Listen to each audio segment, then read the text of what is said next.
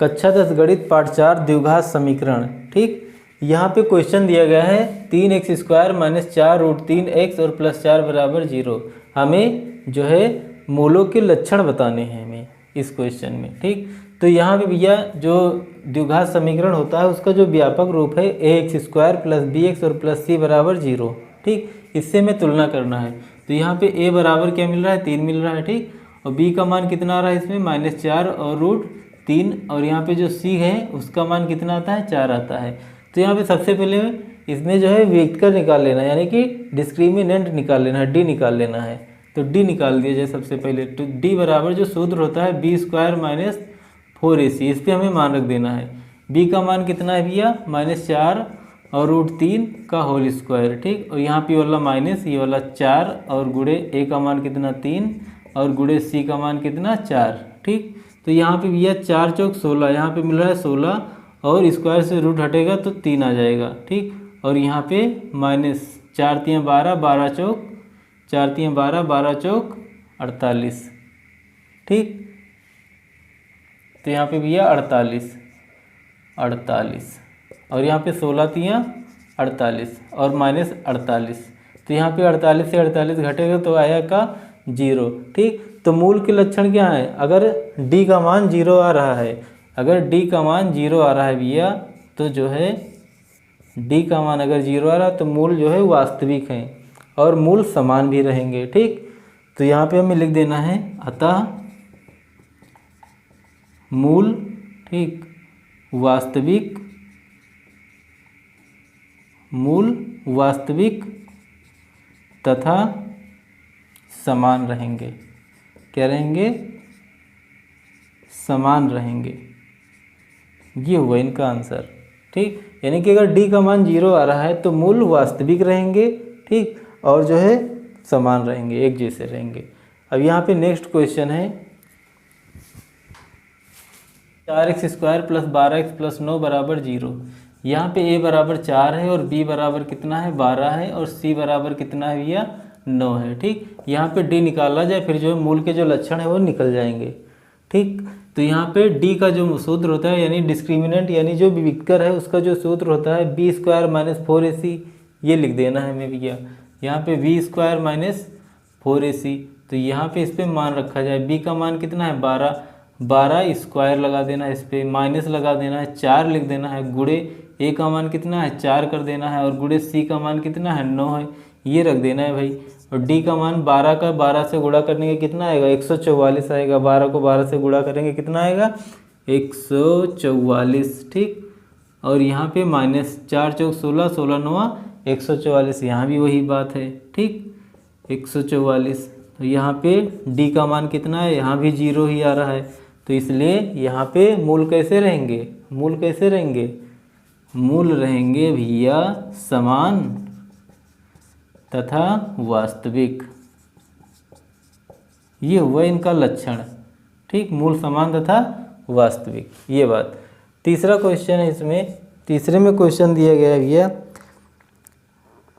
7x² - 3x + 2, 7x² - 3x और +2 बराबर 0। ठीक, यहाँ भी a बराबर कितना 7 है, b बराबर -3 है, और c बराबर क्या है, 2 है। अब यहाँ पे d निकाल लिया जाए। d बराबर b² - 4ac। ठीक, तो इस पर मान रखा जाए भाई। d बराबर b का मान कितना है, -3 का स्क्वायर, और यहाँ पे माइनस, यहाँ पे 4, और गुणे a की जगह कितना 7 है, और गुणे c का मान कितना है, 2 है। अब d बराबर क्या आएगा, 3 त्रिका 9 और -7 दूनी 14, 14 चौका 56 माइनस में। अब यहाँ पे बराबर 56 से 9 से 56 घटाना है, 9 से 56 को घटाना है, तो भैया 9 जो है प्लस में है, 56 है माइनस में।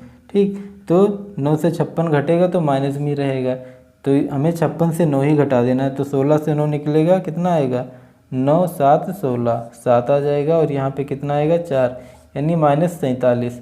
अब यहाँ पे जो d का मान है भैया वो क्या है, ऋणात्मक है। अब d का मान अगर ऋणात्मक है तो मूल कैसे रहेंगे, काल्पनिक। कैसे रहेंगे, मूल काल्पनिक।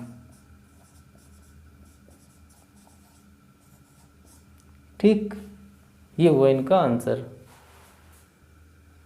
यहाँ पे जो नेक्स्ट क्वेश्चन है 2x² माइनस 3x और प्लस 5 बराबर 0, इसमें भी मूल के जो लक्षण है वो बताना है। तो यहाँ पे a बराबर कितना आएगा, 2 आएगा, b बराबर -3 आएगा और c बराबर कितना आ रहा है, 5 आ रहा है। अब यहाँ पे जो सूत्र है d बराबर b² माइनस 4ac ये रख देना है, इसी से हमें काम करना है। तो यहाँ पे d बराबर b² यानी कि -3 का होल स्क्वायर, ठीक, होल स्क्वायर। और यहाँ पे माइनस का निशान और यहाँ पे लिख देना है 4, ये वाला 4 है, ठीक। अब यहाँ पे 4 गुणे a का मान कितना है, 2 और गुणे c का मान कितना है, 5 है।